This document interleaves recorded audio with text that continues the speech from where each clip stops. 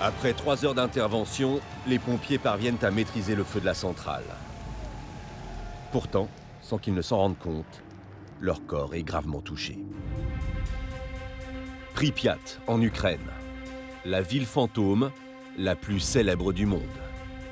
De l'ancienne cité des années 70, tout est resté. Les bâtiments, les routes, les aires de jeu, la fameuse grande roue, tout sauf les hommes. Invisible mais mortel, un poison se diffuse ici depuis des décennies. Tapi dans la terre et les végétaux, il a tout contaminé. Son origine remonte au pire accident nucléaire civil de l'histoire, dont le nom continue de résonner dans toutes les têtes. Tchernobyl. C'est un véritable cratère au milieu de la centrale. Mais que s'est-il réellement passé la nuit du 26 avril 1986 dans les murs de Tchernobyl? Sait-on que, ironie du sort, c'est un test de sécurité qui est à la base de l'accident? Ils ne savent absolument pas ce qu'ils sont en train de faire, ce que ça va provoquer.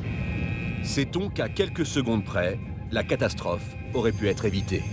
Le moment où ils réagissent, c'est-à-dire où ils appuient sur l'arrêt d'urgence pour faire tomber les barres d'arrêt d'urgence, c'est trop tard. Là, on est dans une situation d'urgence totale. Quelles solutions ont été apportées? Avec quelles conséquences? J'avais brutalement bronzé et ma peau pelait beaucoup. L'affaire était tenue totalement secrète. Nous sommes partis en Russie, aux États-Unis, en France et au Royaume-Uni, rencontrer ceux qui ont vécu cette catastrophe, qui l'ont étudiée ou qui aujourd'hui encore imaginent les solutions les plus folles pour venir à bout du danger. C'est la plus grande structure mobile du monde. Voici l'histoire d'un accident synonyme de menace pour le monde entier. Le plutonium, ça a une durée de vie de 23 000 ans. Vous avez déjà vu une société humaine qui a tenu 23 000 ans? L'histoire de la centrale de Tchernobyl, une catastrophe hors de contrôle.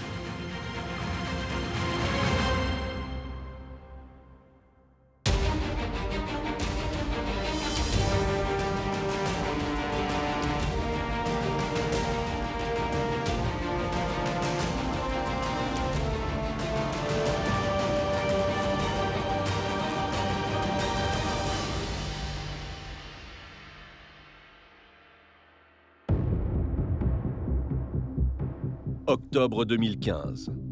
Nous sommes en Ukraine, dans l'enceinte de l'ancienne centrale de Tchernobyl.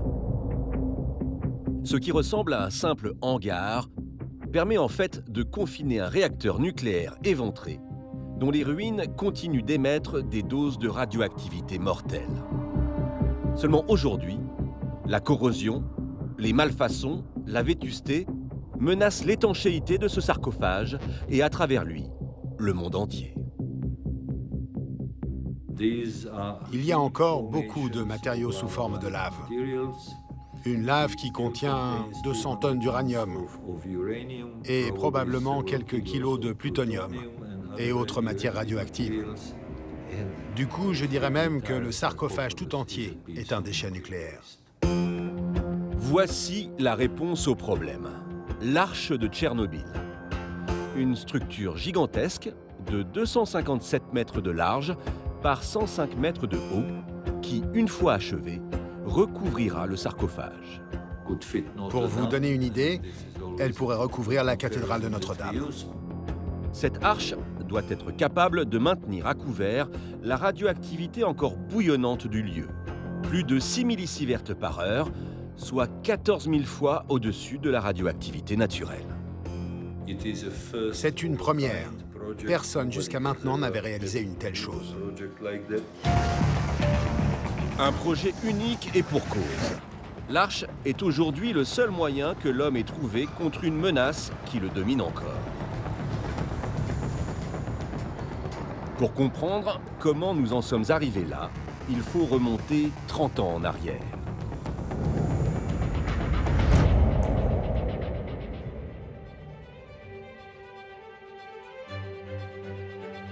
Nous sommes à Pripyat, en Ukraine, au printemps de l'année 1986, quelque temps avant la fin de la guerre froide et du bloc communiste. Ici, les habitants jouissent d'installations particulièrement confortables comparées aux autres villes d'Union soviétique. Il y a dans cette ville comme un parfum d'innocence et de modernité. Pripyat est une ville nouvelle qui compte 50 000 habitants. Elle est située près de la rivière Pripyat. C'est une ville qui a été bien planifiée, avec des avenues très larges, avec beaucoup de verdure, avec des parterres de roses. Les écoles sont pleines, les aires de jeu pour les enfants résonnent de leurs cris joyeux. C'est la grande roue et c'est les lieux de jeu des enfants. C'est une ville où il fait bon vivre. Cette ville symbolisait l'avenir. Et ma femme et moi étions ravis d'y passer nos vieux jours. On a l'impression que c'est presque en miniature un paradis communiste.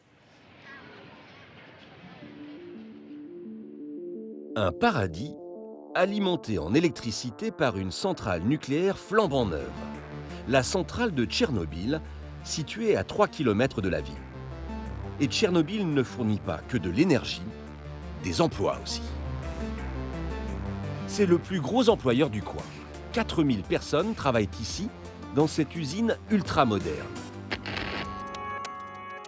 Boris Istamin a 35 ans lorsqu'il est engagé comme ingénieur à la centrale. Pour lui, pas de doute, c'est ici qu'il faut être.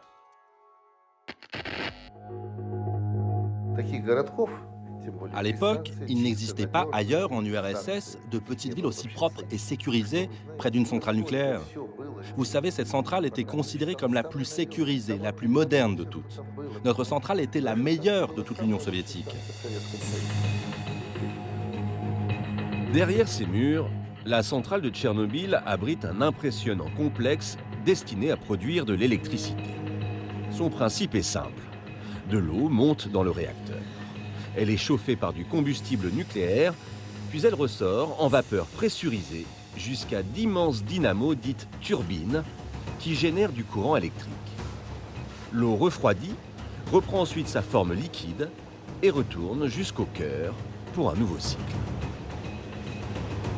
Dans une centrale classique, quand on brûle du charbon ou du fioul, on utilise l'énergie chimique. Dans le cas d'une centrale nucléaire, la densité d'énergie nucléaire est de l'ordre du million de fois celle de l'énergie chimique. Donc c'est énorme, hein. C'est un concentré d'énergie, l'atome. Un concentré d'énergie qui permet à la centrale de Tchernobyl de produire 1 million de fois plus d'électricité qu'une centrale à charbon. De quoi subvenir aux besoins de toute la région. Cette centrale est composée de 4 réacteurs. C'est le numéro 4 qui sera à l'origine de la catastrophe. Pourtant, à y regarder de plus près, ce réacteur est ultra moderne. Il a été construit ici, en URSS. Son nom, RBMK. RBMK veut dire réacteur de grande puissance à tube de force. C'est un réacteur très puissant de 1500 MW, d'1,5 gigawatt, d'1,5 million de watts. C'est un très gros réacteur. Titanesque, il est 15 fois plus gros que les réacteurs occidentaux. 20 mètres de haut par 12 mètres de diamètre et chargé de 200 tonnes de combustible d'uranium. Mais ce n'est pas la seule spécificité du RBMK.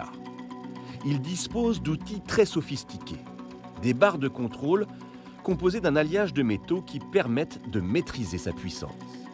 C'est un petit peu le système de freinage. Quand on enfonce les barres dans le cœur d'un réacteur, c'est un petit peu comme quand on appuie sur la pédale des freins dans une voiture. Là où chez les Occidentaux, ces barres tombent par gravité, dans le RBMK, elles sont motorisées, ce qui est censé sécuriser leur chute. Le RBMK, une technologie aussi puissante que sûre. Elle porte en elle les signes du progrès, du développement. C'est très important d'avoir une technologie comme ça. Et c'est pourtant cette technologie qui va causer cet accident inimaginable.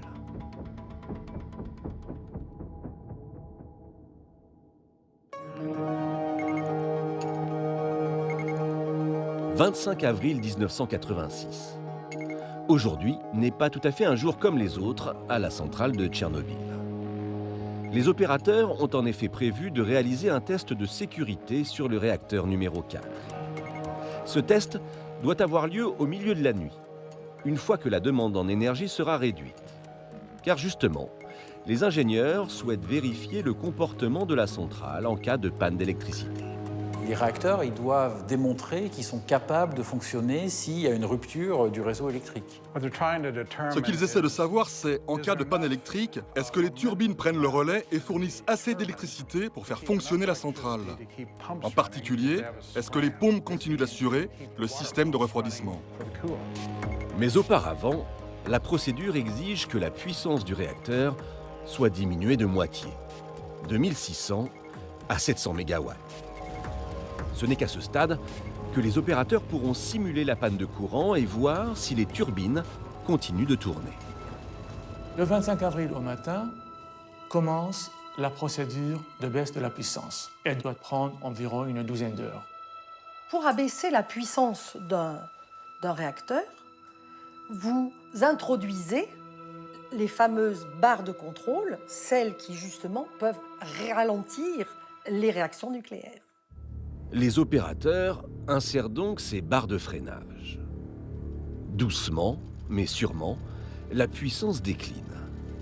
De 1600 MW, elle atteint en quelques heures les fameux 700 MW requis pour effectuer le test. À cet instant, les opérateurs tentent de stabiliser le réacteur à ce niveau de puissance, mais un phénomène étrange survient. Ce qui se passe, c'est que la baisse de puissance s'accélère. Les ingénieurs qui sont aux commandes ne comprennent pas ce qui se passe. Ils ont une difficulté à interpréter ce qui est en train de se passer. Quand vous baissez la puissance, vous ne le faites pas d'un seul coup. Et c'est malheureusement ce qui se passe là. Comment vont-ils gérer ça? Étrange comportement du réacteur. À présent, il faut faire vite. Si la baisse de puissance se poursuit, le circuit de refroidissement risque de ne plus fonctionner correctement et de mettre en danger la centrale tout entière. Seulement voilà, les opérateurs sont dépassés. Ils ne comprennent pas pourquoi ça ne répond pas exactement aux impulsions qu'ils donnent, aux ordres qu'ils donnent. Et vers minuit 20, minuit 30, la puissance du réacteur se trouve déjà à environ 500 MW. Et la chute se poursuit. 400, 300 MW, jusqu'à un niveau étrangement bas. Le réacteur poursuit sa baisse de manière encore plus accélérée. Il chute brusquement à 30 MW. C'est beaucoup trop bas. Les opérateurs doivent monter la puissance du réacteur à un niveau permettant de réaliser le test. Plus que jamais, les ingénieurs s'inquiètent pour le circuit de refroidissement. Trop de barres sont plongées dans le réacteur. Il n'y a donc qu'une seule chose à faire, inverser la tendance. Il faut lâcher le frein, en fait, d'une certaine façon. Donc, ils se mettent à retirer des barres du cœur. Ils retirent, ils retirent. Ils en retirent autant que possible pour que le réacteur regagne en puissance. Le réacteur semble répondre positivement au retrait des barres. Alors les opérateurs continuent sur leur lancée. Que font les opérateurs? Ils retirent plus que ce qu'ils ne devraient faire des barres de contrôle.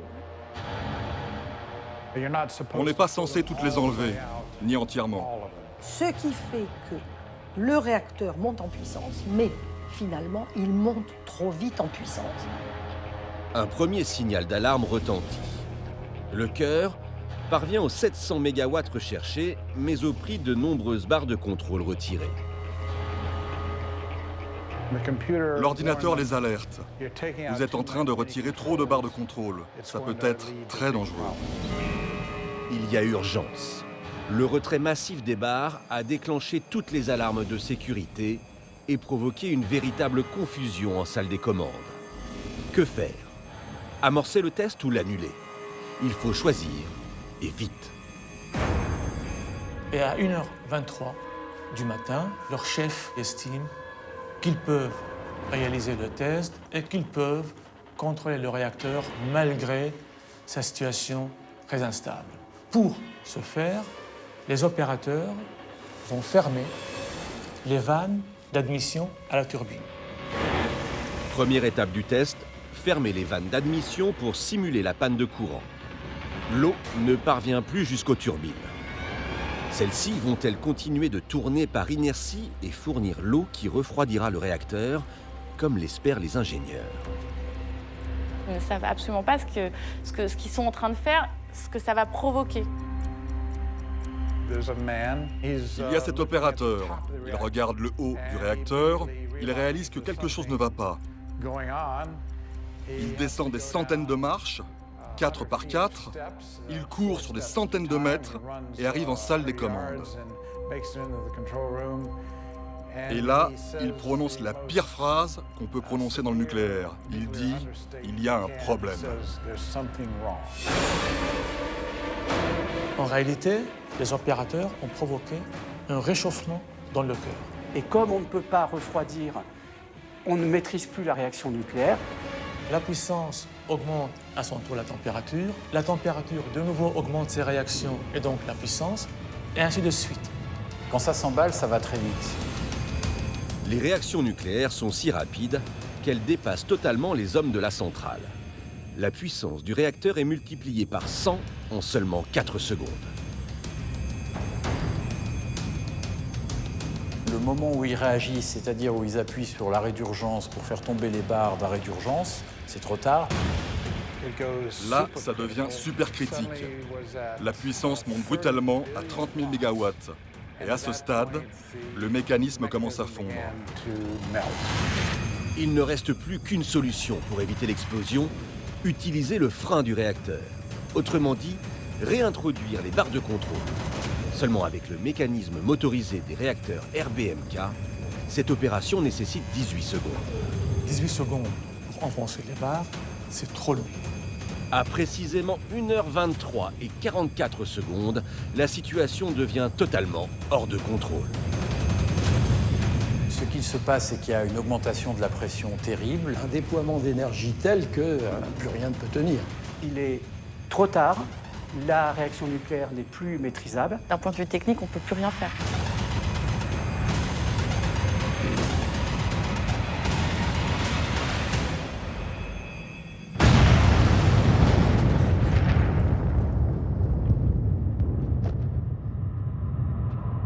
La dalle du réacteur, qui pèse 2000 tonnes, s'est trouvée propulsée en l'air pour monter d'une dizaine de mètres. Immédiatement sont relâchés énormément de particules et de gaz. À ciel ouvert, en fait, tous les radionucléides, toute la réaction en chaîne, en fait, sort. C'est l'uranium et le plutonium qui se trouvent dans le cœur et tous les produits de fission dus au fonctionnement de la centrale qui se trouvent libérés d'un seul coup. Malgré la violence de la déflagration, un seul employé meurt à cet instant. Le vrai danger est ailleurs.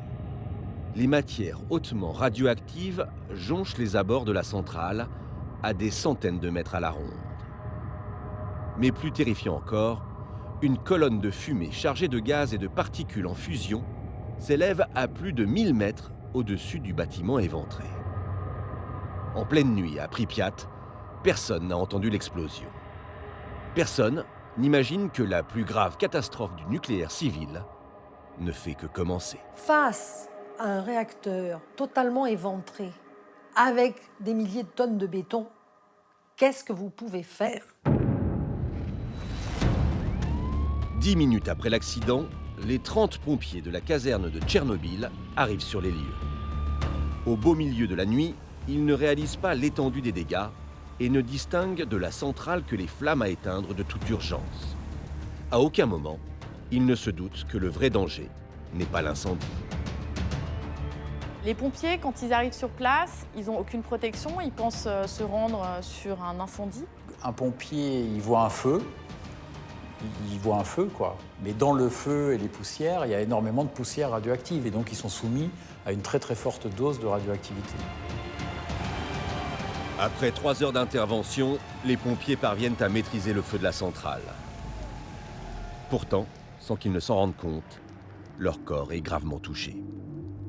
Leur corps est transpercé de matières radioactives qui sont invisibles, inodores, indolores. La radioactivité, c'est des champs électromagnétiques, les mêmes ondes que nos téléphones portables, nos radios, mais avec des énergies beaucoup plus importantes. Et c'est en particulier ce rayonnement-là qui est destructeur. Toute radiation est dangereuse quand elle est excessive. Durant cette nuit tragique, les pompiers de Tchernobyl reçoivent jusqu'à 3 fois la dose, à partir de laquelle on estime la mort inéluctable. Ils commencent à se sentir mal littéralement quelques heures après l'accident. Ils n'ont pas à rester là très longtemps avant d'être des morts vivants. Ces gens-là, on les retrouvera quelques jours, quelques semaines après, ayant perdu tous leurs cheveux et proches de la mort et finalement morts. Ces pompiers ne sont que les premières victimes de Tchernobyl. Car maintenant, il va falloir maîtriser la catastrophe et par tous les moyens. La guerre contre le nucléaire est déclarée.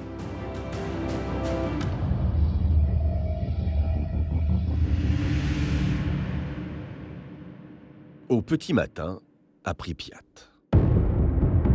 Comme en témoignent ces flashs blancs qui émaillent la pellicule, la radioactivité est partout. Pourtant, malgré les protections des militaires présents dans la ville, personne ne réalise vraiment ce qui est en train de se produire. Personne n'a conscience du danger. Les autorités russes n'ont pas publié le moindre communiqué d'alerte. Que ce soit ici, à Pripyat, ou n'importe où dans le monde, personne n'est au courant de la catastrophe. D'ailleurs, que sait-on vraiment ce matin du 26 avril? C'est par les airs, et en plein jour cette fois, que la centrale accidentée va montrer son vrai visage. Ces images sont celles d'un photographe de presse. Il fait partie des tout premiers à constater les dégâts.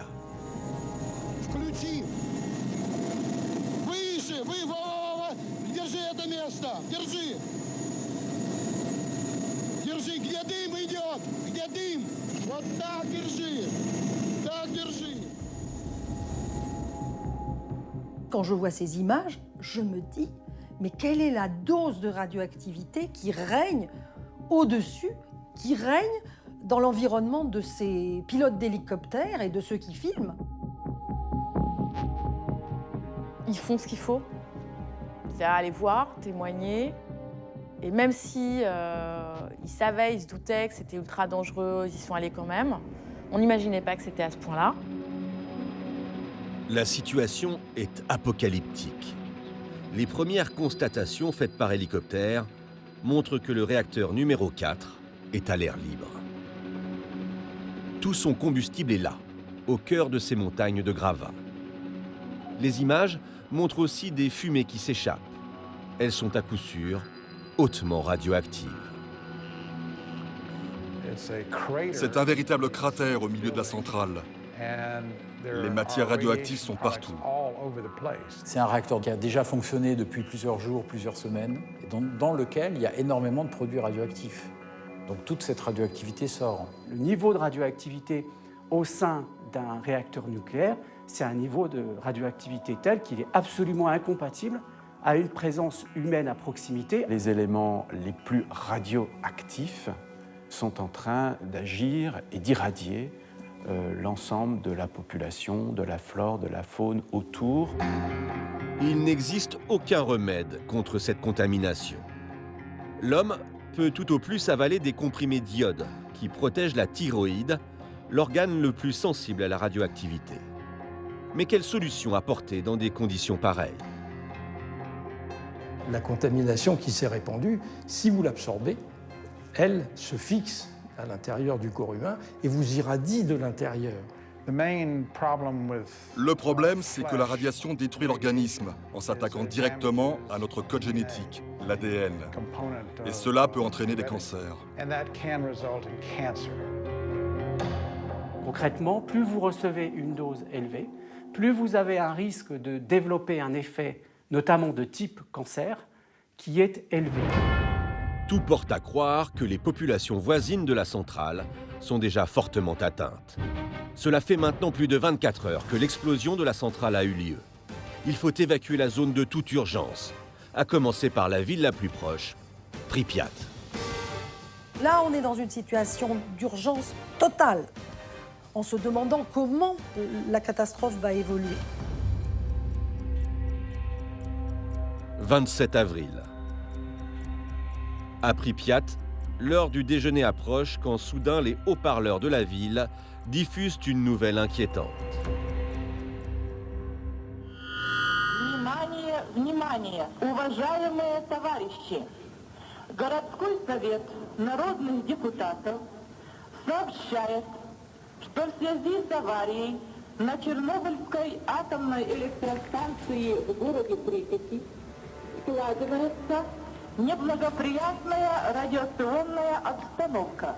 Возникает необходимость провести временную эвакуацию жителей города в пункты Киевской области. Personne n'a été préparé, personne ne savait d'emblée ce que ça signifiait.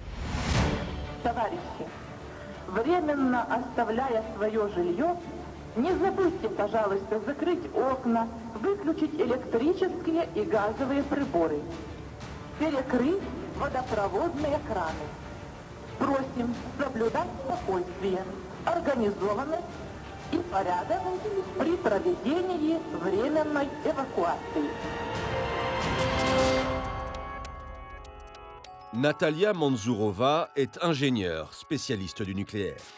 Elle a 35 ans lorsqu'elle est dépêchée par le gouvernement soviétique dans la zone de Tchernobyl. Au cours de sa mission, qui a duré 4 ans, Natalia a longtemps échangé avec d'anciens habitants. Quand on a procédé à l'évacuation de Tchernobyl, de Pripyat et des villages voisins, les gens ont tout laissé, tout ce qu'ils possédaient.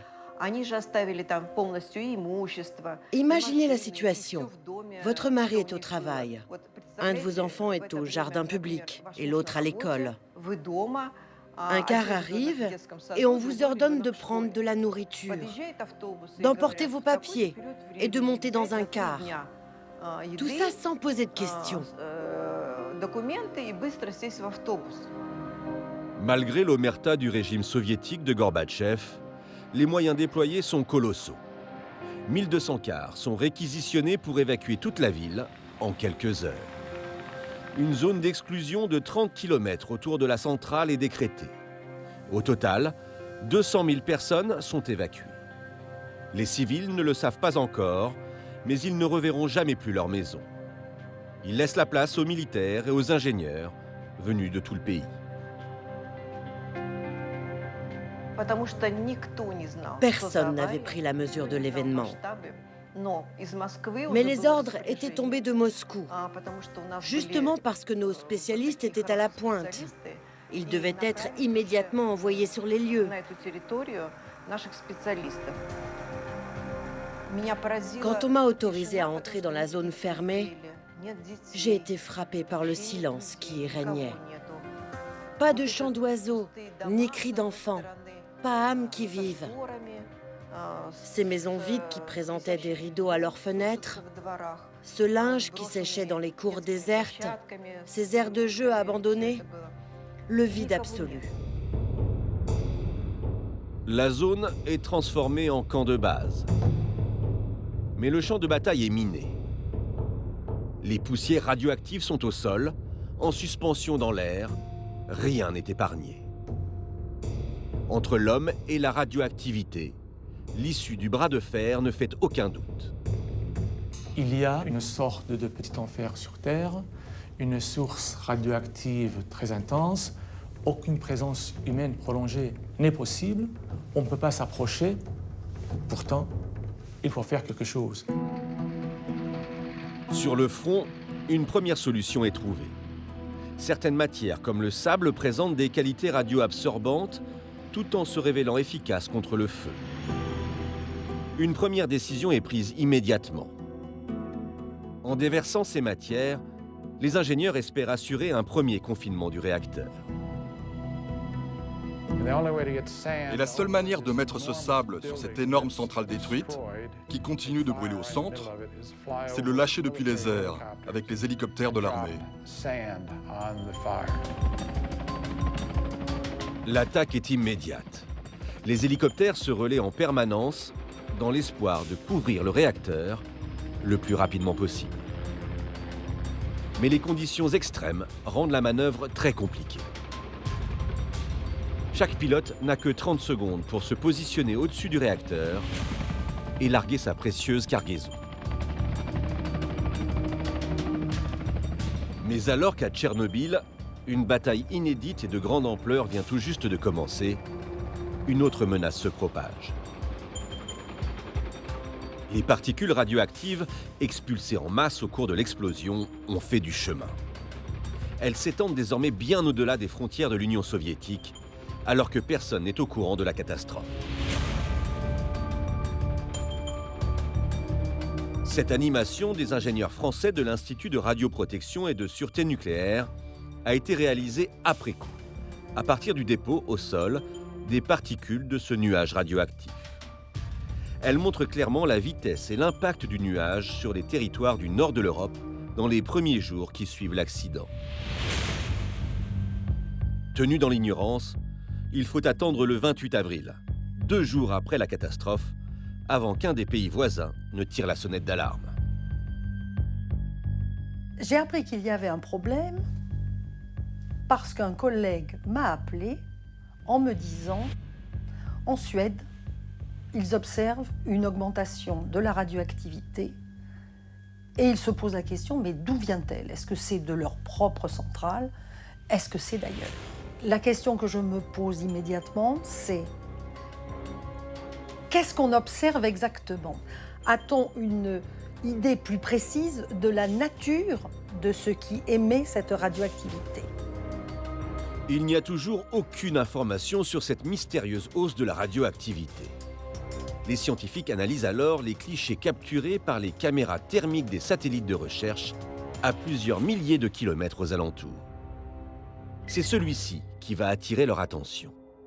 Malgré la faible résolution des images de l'époque, ils constatent clairement quelque chose d'étrange au-dessus de ce bâtiment, la centrale nucléaire de Tchernobyl. En se rapprochant, les scientifiques distinguent un filet noir qui s'en dégage, probablement de la fumée radioactive. Et pour être visible par les satellites, cette fumée doit se situer très haut dans l'atmosphère, bien plus qu'après une explosion de bombes nucléaires. À Nagasaki, Hiroshima, vous avez le fameux champignon, et puis ce fameux champignon, il ne monte pas très haut finalement dans l'atmosphère. La radioactivité se dépose très localement. Et donc du coup, Nagasaki, Hiroshima, ça n'a touché que le Japon et pas les autres pays. À Tchernobyl, le nuage, lui, il est monté beaucoup plus haut dans l'atmosphère parce que l'explosion qui est à l'origine de l'émission de ce nuage était beaucoup plus puissante. Et plus la puissance est élevée, plus les particules vont monter haut dans l'atmosphère, tellement haut qu'à un moment donné, elles ne retombent plus. Elles vont aller se disperser dans le monde entier grâce au trajet des vents. Le danger, en particulier, ce sont les éléments gazeux. Donc là, on ne peut pas les retenir. Durant 15 jours, le nuage s'étend sur toute l'Europe. La Suède, mais aussi l'Allemagne, la France, l'Italie, l'Angleterre. L'Europe tout entière est touchée. Le 14 mai 1986, Mikhaïl Gorbatchev, alors chef de l'URSS, s'exprime enfin à la télévision et confirme les craintes du monde entier. Vous n'êtes pas sans savoir qu'un malheur nous est arrivé il n'y a pas longtemps. Un accident à la centrale atomique de Tchernobyl, fort douloureuse pour les soviétiques. Cette catastrophe a gravement préoccupé l'opinion internationale. C'est la première fois que nous avons à combattre une force si dangereuse qu'est le nucléaire, devenu incontrôlable. Impossible de lutter contre la radioactivité qui s'étend par les airs. Impossible aussi de protéger les populations, les particules tombant au gré des précipitations. Mais à Tchernobyl, des solutions doivent être envisagées de toute urgence, car non seulement la menace est toujours là, mais elle s'est accrue. Août 1986. 3 mois après l'accident, les ingénieurs de Tchernobyl sont face à un nouveau danger. En déversant 5000 tonnes de sable sur le réacteur, les militaires sont parvenus à réduire la radioactivité. Mais cette manœuvre a eu une conséquence inattendue. Une fois à couvert, les matières radioactives encore incandescentes ont considérablement chauffé. Résultat, un gigantesque magma de 2000 degrés Celsius s'est formé au fond de la centrale. Il y a 2 menaces, par les airs, les aérosols. Donc il y a un toit éventré, il va falloir le couvrir. Et puis on a aussi le cœur du réacteur qui continue de fondre et qui est hyper actif. Et ce magma menace bien plus que le sol de Tchernobyl. Il est en train de s'enfoncer. Et il s'enfonce, et plus bas, il y a quoi? Il y a une nappe phréatique, donc de l'eau. Donc il ne faut absolument pas que le cœur du réacteur s'enfonce jusqu'à la nappe phréatique, jusqu'à l'eau. La situation atteint un seuil critique. Si ce magma radioactif, aussi appelé corium par les experts, entre en contact avec la nappe phréatique, c'est toute une partie de l'Europe occidentale qui risque d'être touchée. Il faut agir vite. Mais le magma ne peut être refroidi avec de l'eau, au risque de provoquer une seconde explosion. Alors pour l'arrêter, il n'y a qu'une solution, lui barrer le chemin. Pour ce faire, des mineurs sont spécialement dépêchés sur place. Leur mission, creuser un tunnel par 12 mètres de profondeur jusqu'au niveau du bloc accidenté. Ils ont travaillé, ces mineurs, dans des conditions assez affreuses, à très haute température, 50-60 degrés, sous la terre. Oui, c'était un travail héroïque. Le tunnel est ensuite rempli de béton. En se solidifiant, il constituera un socle infranchissable, sécurisant le sous-sol de la centrale. Côté extérieur, la tâche est autrement plus grande et compliquée. Il faudrait complètement raser cette centrale. Mais la radioactivité empêche toute intervention prolongée. Même les machines tombent en panne à son contact. Là encore, il n'y a qu'une solution. À l'instar du socle créé sous la centrale, il faut emprisonner la menace, l'isoler du monde extérieur. Un projet de sarcophage est donc envisagé. Cette structure devra envelopper tout le bâtiment. Mais avant tout, il faut nettoyer la zone. Il faut venir déblayer, nettoyer, rassembler tout ce qui peut l'être de ces matières radioactives dispersées un peu partout. On appelle les hommes mobilisés pour l'occasion des liquidateurs. On n'a pas lésiné sur le moyen, on n'a pas lésiné sur les moyens humains. On ne prenait pas des personnes très jeunes, on prenait des gens à partir de 30 ans et qui, le plus souvent, avaient déjà des enfants parce que on présumait que peut-être ils ne pourront pas en avoir. Ces hommes sont des... Ces hommes sont des hommes qu'on envoie au front, comme on les enverrait à la guerre, dans les tranchées de la guerre de 14. Il faut y aller. Boris Istamine, l'ingénieur de la centrale, fait partie de ces liquidateurs. Par chance, il n'était pas sur les lieux au moment de la catastrophe. Pour lui, revenir travailler à Pripyat est la seule possibilité. Vous savez, je n'avais pas le choix. À l'époque, j'avais déjà 46 ans. Tout ce que je possédais était resté à Pripyat. Je me retrouvais pratiquement nu comme un verre. Si on participait à la liquidation, On nous avait promis des aides sociales, un soutien financier, médical. On nous avait promis de nous traiter en héros. Boris Istamine est engagé dans la surveillance de la centrale. Bien qu'il soit au cœur de la zone de danger, il est relativement protégé des radiations par les murs épais du bâtiment. D'autres n'ont pas cette chance.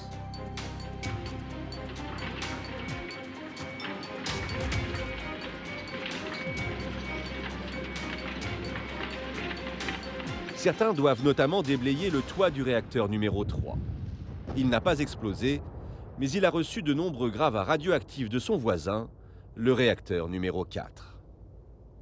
Il y a des vidéos qui existent où on voit ces jeunes hommes intervenir, monter à l'échelle pour aller au niveau du réacteur numéro 3.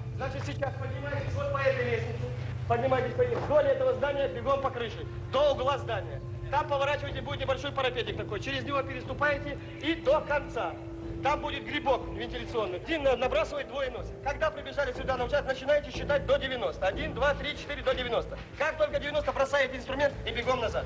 Вопросы?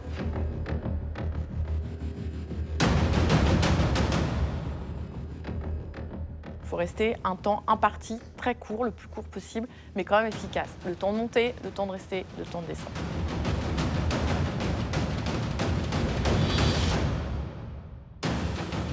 Ça veut dire encaisser une dose aussi faible que possible.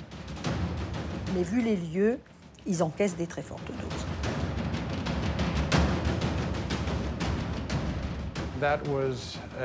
C'était un acte réellement héroïque d'aller là-bas, croyez-moi. À l'époque, pour mesurer la radioactivité, l'unité de référence est le Röntgen. Le taux normal mesuré dans l'atmosphère est d'environ 12 millionièmes de Röntgen. Pour ces liquidateurs envoyés au plus près du danger, l'exposition aux radiations dépasse l'entendement. Certains débris d'apparence inoffensive crachent jusqu'à plusieurs Röntgen, des millions de fois supérieurs à la normale.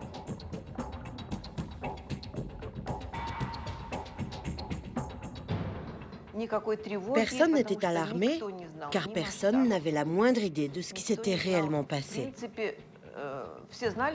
Tout le monde savait les effets nocifs de la radioactivité, mais comme on ignorait l'ampleur de l'accident, nous n'étions pas vraiment inquiets, sans émotion particulière. L'affaire était tenue totalement secrète.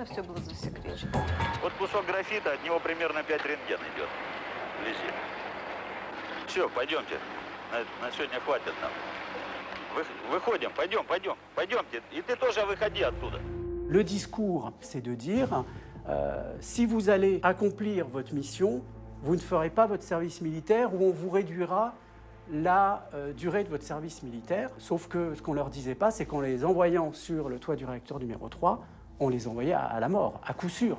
Certains d'entre eux vont devoir être enterrés dans des cercueils de plomb, tellement ils sont radioactifs. De leur séjour à Tchernobyl, Natalia Manzourova et Boris Istamine gardent des souvenirs étonnants sur les effets de la radiation. À l'époque où j'y étais, je ne savais pas quelles seraient vraiment les conséquences sur ma santé. J'en avais pas la mesure exacte, mais j'avais constaté pour la première fois de ma vie ce qu'était le bronzage radioactif. Cette radioactivité était si forte que les parties de mon corps exposées à l'air libre brunissaient en un clin d'œil, comme si j'avais passé des vacances à la mer. J'avais brutalement bronzé et ma peau pelait beaucoup. Comme j'avais piétiné des substances radioactives, j'ai souffert pendant 2 semaines de douleurs lancinantes aux pieds, comme s'ils étaient truffés d'échardes. Mais les blessures les plus douloureuses ne touchent pas forcément celles qui atteignent le corps des liquidateurs. Vous savez, les pires effets de la radiation ne sont pas physiques, mais psychologiques. Dès que l'adrénaline, la tension et le stress retombent, tu commences à te ronger de l'intérieur. Du moins, si tu as comme moi des prédispositions pour ça. La seule chance de s'en sortir, c'est de ne rien prendre au sérieux. Ce qu'il faut soigner, c'est la tête. Une fois le site déblayé, la construction du sarcophage peut enfin démarrer. Nous sommes 3 mois après la catastrophe et malgré l'urgence, les ingénieurs ont prévu un chantier aux dimensions titanesques. Le bâtiment mesurera 170 mètres de long par 70 de large, 1,5 fois la superficie d'un terrain de football. Sa hauteur, 66 mètres, l'équivalent de 20 étages. Il nécessitera 400 000 mètres cubes de béton et 7 300 tonnes de métal, exactement la même quantité que pour la charpente de la Tour Eiffel. On peut dire que Tchernobyl a été le dernier grand chantier du communisme. Un chantier lugubre, mais un chantier quand même. Seulement, l'issue de la construction est plus qu'incertaine. Aucun édifice de ce type n'a jamais été élaboré et celui-ci a été conçu à la hâte, comme une solution désespérée.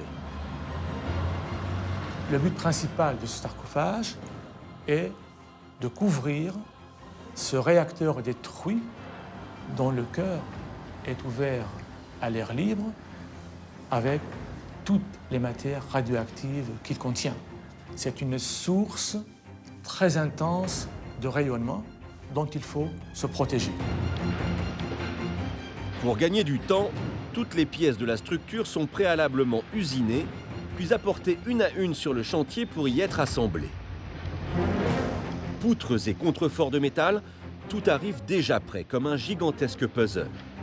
Et malgré la précipitation, quelques innovations sont imaginées. Ils ont fait quelque chose même de très intéressant. Sous ce toit, ils ont mis tout un réseau de tuyauterie pour asperger la poussière, le cœur, etc. Ils l'abaissent avec du produit de l'eau et du bord. Et ça marche bien. On a peu de relâchement de poussière. En janvier 1987, après 6 mois de travaux, les centaines de milliers de liquidateurs mobilisés parviennent à contenir la bête nucléaire. Pourtant, dès cette époque, les experts du monde entier savent que ce sarcophage n'a rien d'une solution durable. Dans des conditions pareilles, on ne peut pas s'attendre à voir à la fin de la construction un édifice parfait avec toutes les exigences qu'on aimerait voir. 6 mois après l'explosion, la menace de Tchernobyl est loin d'être finie. Mais il faudra attendre plusieurs années avant qu'elle ne refasse parler d'elle.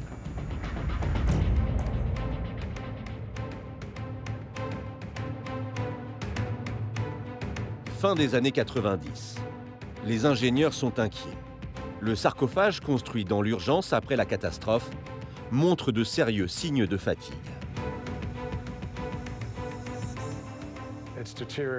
Il se détériore avec le temps. La radiation a même un effet sur le béton. Des morceaux de béton tombent, ça crée des trous, des fissures. Il a tenu dans ses fondations, mais est-ce qu'il tient pour contenir la radioactivité? C'est pas vraiment sûr. Il faut donc à nouveau contenir la radioactivité émanant du premier sarcophage. La solution s'appelle l'Arche de Tchernobyl. Un chantier à risque élevé, où la Terre présente encore des taux de radiation plusieurs centaines de fois supérieurs à la normale. Le niveau de radiation tout près du sarcophage est tel qu'il aurait été impossible d'y travailler sans risquer d'irradier des milliers de personnes. Pour protéger les hommes du chantier, l'arche est donc construite à 300 mètres de la centrale, sur une zone où la radiation n'est pratiquement plus perceptible. Lorsqu'elle sera terminée, c'est grâce à d'immenses rails qu'elle viendra envelopper l'ancien sarcophage. C'est la plus grande structure mobile du monde. Déplacer cette structure, qui pèsera au final plus de 35 000 tonnes, est un défi colossal. Et ce n'est pas la seule précaution qui a dû être prise. Des dizaines de milliers de mètres cubes de terre ont été enlevés. Nous avons décontaminé le sol pour y rendre le travail possible. Composée essentiellement d'acier, cette structure moderne présente des qualités de conception bien supérieures à l'ancien sarcophage. Elle est capable de résister à des températures comprises entre moins 43 degrés et 45 degrés Celsius, à des tornades et à des séismes d'intensité maximale. Coût du projet, plus d'1,5 milliard d'euros. Vince Novak est le directeur de la sûreté nucléaire de la BERD. Il est l'un des hommes à l'origine du projet. De l'extérieur, cela ressemble à une grande couverture de métal.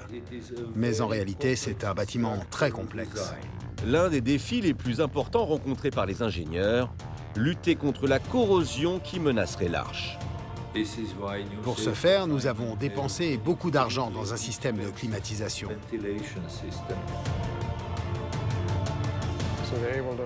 Ils ont intégré beaucoup de technologies à l'intérieur. Et je pense qu'avec ça, le monde sera protégé de Tchernobyl pendant très longtemps. Très longtemps. Une notion toute relative dans le nucléaire. Ses concepteurs promettent à l'arche une durée de vie de 100 ans, mais la radioactivité, elle, est installée pour plusieurs dizaines de milliers d'années. Une fois en place, l'arche devrait permettre un vaste plan de démantèlement. Le cœur du réacteur numéro 4 qui était abîmé, il est exactement comme sont nos déchets radioactifs de centrales nucléaires. Nous devons savoir les gérer pour les 1000 ans, voire les 100 000 ans à venir. À Pripyat, en revanche, la Terre porte toujours les stigmates de la catastrophe. Difficile d'imaginer qu'un jour, quiconque puisse revenir s'installer sur ces lieux. Croyez-moi, la catastrophe de Tchernobyl restera longtemps d'actualité. Vous savez, Tchernobyl, hélas, ne s'effacera jamais. Et je pense que la tâche des générations futures sera de trouver les moyens de nettoyer toute la zone irradiée. Le plutonium, ça a une durée de vie, demi-vie, de 23 000 ans. Ça veut dire que dans 23 000 ans, le plutonium perdra la moitié de sa radioactivité. Donc, vous avez déjà vu quelque chose, je ne sais pas, une société humaine qui a tenu 23 000 ans? Souvent, on nous pose la question, mais finalement, l'accident de Tchernobyl, ça a provoqué combien de morts? La difficulté, c'est qu'il n'y a pas de différence entre un cancer qui est dû à la radioactivité et un cancer qui n'est pas dû à la radioactivité. En tout cas, aujourd'hui, on ne sait pas faire cette différence. Aujourd'hui encore, personne ne peut déterminer avec précision le nombre de victimes de Tchernobyl.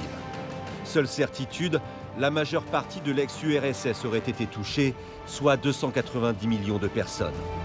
Quant aux liquidateurs, sur 600 000, seuls 47 sont officiellement morts d'irradiation aiguë.